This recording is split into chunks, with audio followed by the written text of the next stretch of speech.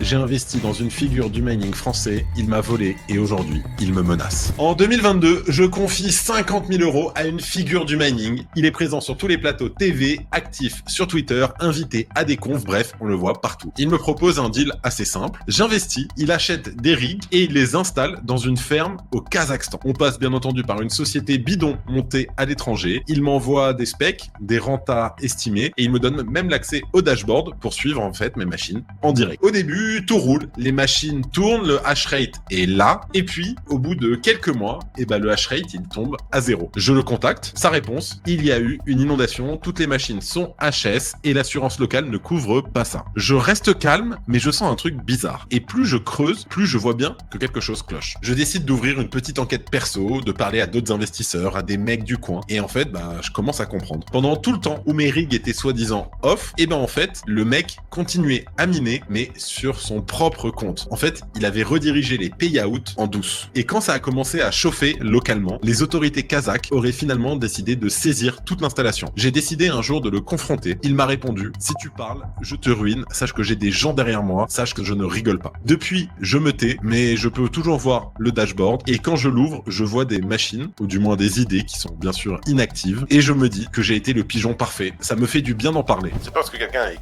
connu qu'il n'est pas malhonnête. T'es encore là? Abonne-toi, le reste c'est que du sale.